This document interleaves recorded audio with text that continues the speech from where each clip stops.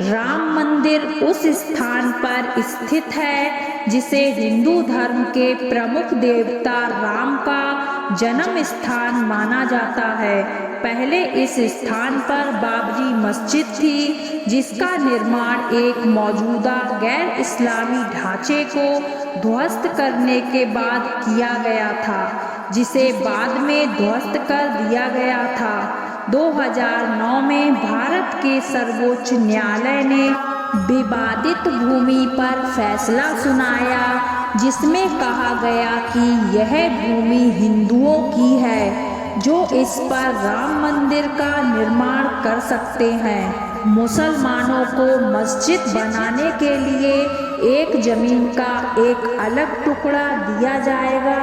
अदालत ने साक्ष्य के रूप में भारतीय पुरातत्व सर्वेक्षण ASI की रिपोर्ट का हवाला दिया, जिसमें ध्वस्त की गई बाबरी मस्जिद के नीचे एक गैर इस्लामिक संरचना की मौजूदगी का सुझाव देने वाले सबूत दिए गए थे। राम मंदिर के निर्माण की शुरुआत के लिए भूमि पूजन 5 अगस्त 2020 को किया गया था। वर्तमान में निर्माणाधीन मंदिर की देखरेख श्री राम जन्मभूमि तीर्थ क्षेत्र ट्रस्ट द्वारा की जा रही है। मंदिर का उद्घाटन 22 जनवरी 2024 निर्धारित है। दान के कथित दुरुपयोग अपने प्रमुख कार्यकर्ताओं को दरकिनार करने और मंदिर की देखरेख में लगा है। राम एक हिंदू देवता हैं जो विष्णु के अवतार माने जाते हैं। प्राचीन भारतीय महाकाव्य रामायण के अनुसार राम का जन्म अयोध्या में हुआ था। 16वीं शताब्दी में बाबर ने पूरे उत्तर भारत में मंदिरों पर आक्रमण किया, अपनी श्रृंखला में मंदिर पर हमला किया और उसे नष्ट कर दिया। बाद में मुगलों ने एक मस्जिद बाबरी मस्जिद का निर्माण किया, जिसे राम की जन्मभूमि राम जन्मभूमि का स्थान माना जाता है। मस्जिद का सबसे पहला रिकॉर्ड 1767 में मिलता है। उनके अनुसार मस्जिद का निर्माण रामकोट मंदिर, जिसे अयोध्या में राम का किला माना जाता है, और बेदी जहां राम का जन्म स्थान है, उसे नष्ट करके किया गया था। धार्मिक हिंसा की पहली घटना 1853 में दर्ज की गई थी। दिसंबर 1858 में ब्रिटिश प्रशासन ने विवादित स्थल पर हिंदुओं को पूजा अनुष्ठान आयोजित करने से प्रतिबंधित किया। मस्जिद के बाहर अनुष्ठान आयोजित करने के लिए एक मंच बनाया गया था। 22-23 दिसंबर 1949 की रात को बाबरी मस्जिद के अंदर राम और सीता की मूर्तियां स्थापित की गईं और अगले दिन ये भक्त इकट्ठा होने लगे। 1950 तक राज्य ने CRPC की धारा 145 के तहत मस्जिद पर नियंत्रण कर लिया और मुसलमानों को नहीं बल्कि हिंदुओं को उस स्थान पर पूजा करने की अनुमति दी। हिंदुओं के लिए इस स्थान को पुनः प्राप्त करने और इस स्थान पर परशुराम रामलला को समर्पित एक मंदिर बनाने के लिए एक नया आंदोलन शुरू किया। जय श्री राम लिखी ईंटें और धन इकट्ठा करना शुरू कर दिया। मस्जिद के विध्वंस के परिणाम स्वरूप भारत के हिंदू और मुस्लिम समुदाय के बीच कई महीनों तक अंतर सांप्रदायिक हिंसा हुई, जिसके प्रत्यक्ष परिणाम के रूप में अब मुंबई में अनुमानित 2000 लोगों की मौत हो गई और पूरे भारतीय उपमहाद्वीप में दंगे भड़क उठे। मस्जिद के विध्वंस के एक दिन बाद 7 दिसंबर 1992 को न्यूयॉर्क टाइम्स ने बताया कि पूरे पाकिस्तान में 30 से अधिक हिंदू मंदिरों पर हमला किया गया, कुछ में आग लगा दी गई और एक को ध्वस्त कर दिया गया। बांग्लादेश में हिंदू मंदिरों पर भी हमले किए गए। 5 जुलाई 2005 को 5 आतंकियों ने अयोध्या में नष्ट की गई बाबरी मस्जिद के स्थान पर अस्थायी राम मंदिर पर हमला किया, जिसमें 5 लोगों की मौत हो गई, जबकि हमलावरों द्वारा घेराबंदी की गई। दीवार को तोड़ने के लिए किए गए हमले में एक नागरिक की मौत हो गई। 1978 और 2003 में की गई खुदाई में इस बात के सबूत मिले कि साइट पर हिंदू मंदिर के अवशेष मौजूद थे। राम मंदिर का मूल डिजाइन 1988 में अहमदाबाद के सोमपुरा परिवार द्वारा तैयार किया गया था। सोमपुरा ने कम से कम 15 पीढ़ियों से दुनिया भर में 100 से अधिक मंदिरों के डिजाइन में योगदान किया, जिसमें सोमनाथ मंदिर भी शामिल है। मंदिर के मुख्य वास्तुकार चंद्रकांत सोमपुरा थे। उनकी सहायता उनके 2 बेटे निखिल सोमपुरा और आशीष सोमपुरा ने की, जो वास्तुकार भी हैं। मूल से कुछ बदलाव के साथ एक नया डिजाइन 2020 में सोमपुरा द्वारा तैयार किया गया था। हिंदू ग्रंथों, वास्तुशास्त्र और शिल्पा शास्त्रों के अनुसार मंदिर 250 फीट चौड़ा, 380 फीट लंबा और 161 फीट 49 मीटर ऊंचा होगा।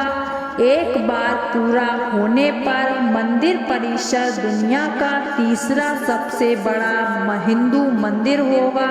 इस नागर शैली की वास्तुकला की गुर्जर चालुक्य शैली में डिजाइन किया गया है, जो एक प्रकार की हिंदू मंदिर वास्तुकला है जो मुख्य रूप से उत्तरी भारत में पाई जाती है।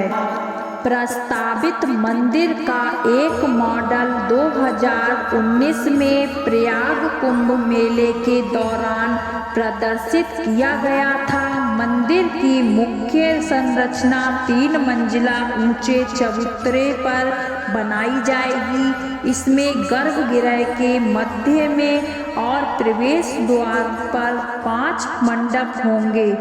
एक तरफ 3 मंडप कुंडू नृत्य और रंग के होंगे और दूसरी तरफ के 2 मंडप कीर्तन और प्रार्थना के होंगे। नागर शैली में मंडपों को शिखरों से सजाया जाता है। इमारत में कुल 366 कॉलम होंगे। स्तंभों में प्रत्येक में 16 मूर्तियां होंगी, जिसमें शिव के अवतार 10 दशावतार, 64 योगिनियां और देवी सरस्वती के 12 अवतार शामिल होंगे। सीढ़ियों की चौड़ाई 16 फीट 4.9 मीटर होगी। विष्णु को समर्पित मंदिरों के डिजाइन के अनुसार गर्भगृह अष्टकोणीय होगा। मंदिर 10 एकड़ 0.040 किलोमीटर में बनाया जाएगा और 57 एकड़ किलोमीटर भूमि को एक प्रार्थना कक्ष, एक व्याख्यान कक्ष, एक शैक्षिक सुविधा और एक संग्रहालय और एक कैफेटेरिया सहित अन्य सुविधाओं के साथ एक परिसर में विकसित किया जाएगा। लार्सन एंड टूब्रो ने मंदिर के डिजाइन और निर्माण की निःशुल्क देखरेख करने की पेशकश की और इस परियोजना का ठेकेदार बन गया। 6 लाख से पूरा होगा निर्माण कार्य। राजस्थान के बांसी से प्राप्त बलुआ पत्थर। मंदिर के निर्माण में लोहे का कोई उपयोग नहीं होगा और पत्थर के खंभों को जोड़ने के लिए 10,000 तांबे की प्लेटों की आवश्यकता होगी। सांस्कृतिक रूप से महत्वपूर्ण कदम में थाईलैंड भी राम जन्मभूमि पर मिट्टी भेजकर राम मंदिर के उद्घाटन में प्रतीकात्मक रूप से योगदान दे रहा है, जो मंदिर के सम्मान के लिए थाईलैंड की 2 नदियों से पानी भेजने के अपने पूर्व संकेत पर आधारित है। रामलला विराजमान विष्णु के अवतार राम का शिशु रूप मंदिर के प्रमुख देवता हैं। रामलला की पोशाक दर्जी भागवत प्रसाद और शंकर लाल ने सिली थी, जो राम की मूर्ति के 4थी पीढ़ी के दर्जी थे। रामलला 1989 में विवादित स्थल पर अदालती मामले में एक वादी थे। उन्हें कानूनी द्वारा न्यायिक व्यक्ति माना जाता था। उनका प्रतिनिधित्व बीएचपी के वरिष्ठ नेता त्रिलोकीनाथ पांडे ने किया, जिन्हें रामलला का सबसे करीबी मानवीय मित्र माना जाता था। मंदिर के मैदान में सूर्य, गणेश, शिव, दुर्गा, विष्णु और ब्रह्मा को समर्पित मंदिर शामिल हैं। मंदिर के गर्भगृह में रामलला की 2 मूर्तियां रखी जाएंगी। इतिहासकारों के अनुसार कौशल प्रदेश की प्राचीन राजधानी अवध को कालांतर में अयोध्या और बौद्ध काल में साकेत कहा जाने लगा। अयोध्या मूल रूप से मंदिरों का शहर था। हालांकि यहाँ आज भी हिंदू, बौद्ध और जैन धर्म से जुड़े मंदिरों के अवशेष देखे जा सकते हैं। जैन मत के अनुसार यहाँ आदिनाथ सहित 5 तीर्थंकरों का जन्म हुआ था। बौद्ध मत के अनुसार यहाँ भगवान बुद्ध ने कुछ महाविहार किया था। अयोध्या को भगवान श्री राम के पूर्वज विवस्वान के पुत्र वैवस्वत मनु ने बसाया था। तभी से इस नगरी पर सूर्यवंशी राजाओं का राज्य महाभारत काल तक रहा। यहीं पर प्रभु श्री राम का दशरथ के महल में जन्म हुआ था। महर्षि वाल्मीकि ने भी रामायण में जन्मभूमि की शोभा एवं महत्ता की तुलना दूसरे इंद्रलोक से की है। धन धान्य व रत्नों से भरी हुई अयोध्या नगरी की अतुलनीय छटा एवं गगनचुंबी इमारतों के अयोध्या नगरी में होने का वर्णन भी वाल्मीकि रामायण में मिलता है। कहते हैं कि भगवान श्री राम के जल समाधि लेने के पश्चात अयोध्या कुछ काल के लिए उजड़ सी गई थी, लेकिन उनकी जन्मभूमि पर बना महल वैसे का वैसा ही था। भगवान श्री राम के पुत्र कुश ने एक बार पुनः राजधानी अयोध्या का पुनः निर्माण कराया। इस निर्माण के बाद सूर्य वंश की अगली 44 पीढ़ियों तक इसका अस्तित्व आखिर राजा महाराजा बृहद्रथ तक अपने चरम पर रहा। कौशल राज्य ब्रह्मद्वार की मृत्यु महाभारत युद्ध में अभिमन्यु के हाथों हुई थी।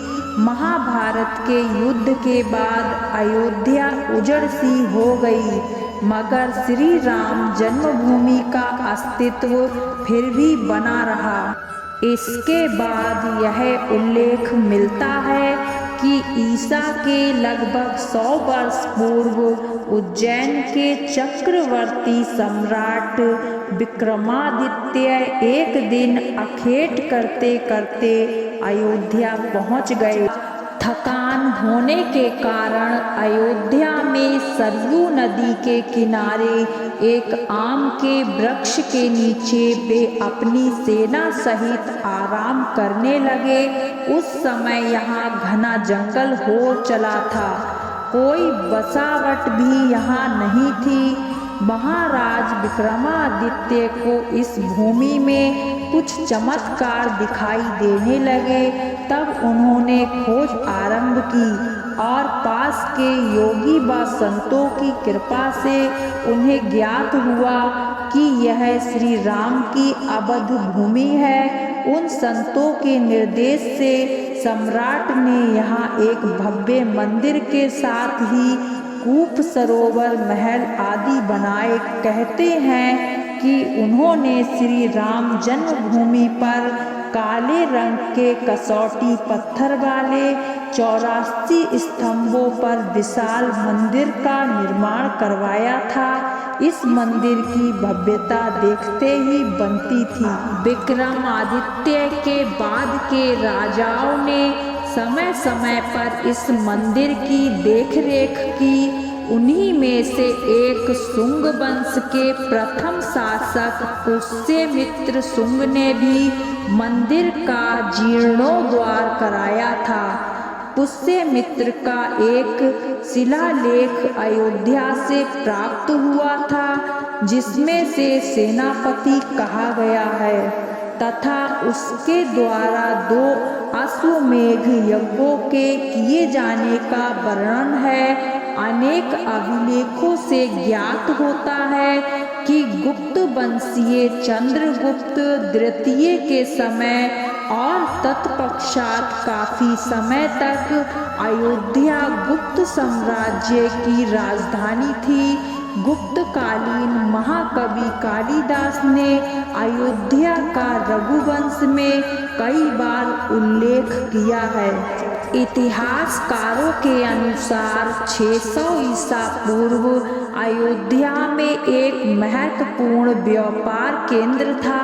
इस स्थान को अंतर्राष्ट्रीय पहचान 5वीं शताब्दी में ईसा पूर्व के दौरान तब मिली, जबकि यह एक प्रमुख बौद्ध केंद्र के रूप में विकसित हुआ। तब इसका नाम साकेत था। कहते हैं कि चीनी भिक्षु फाहियान ने यहाँ देखा कि कई बौद्ध मठों का रिकॉर्ड रखा गया है। यहाँ पर 7वीं शताब्दी में चीनी यात्री हेन त्सांग आया था। उसके अनुसार यहाँ 20 बौद्ध मंदिर थे तथा 3000 भिक्षु रहते थे और यहाँ हिंदुओं का एक प्रमुख और भव्य मंदिर भी था, जहाँ रोज हजारों की संख्या में लोग दर्शन करने आते थे। इसके बाद ईसा की 11वीं शताब्दी में कन्नौज नरेश जयचंद्र आया तो उसने मंदिर पर सम्राट विक्रमादित्य के प्रशस्तित्व शिलालेख को उखाड़कर अपना नाम लिखवा दिया। पानीपत के युद्ध के बाद जयचंद्र का भी अंत हो गया। इसके बाद भारतवर्ष पर आक्रांताओं का आक्रमण और बढ़ गया। आक्रमणकारियों ने काशी, मथुरा के साथ ही अयोध्या में लूटपाट की और पुजारियों की हत्या कर मूर्तियां तोड़ने का क्रम जारी रखा।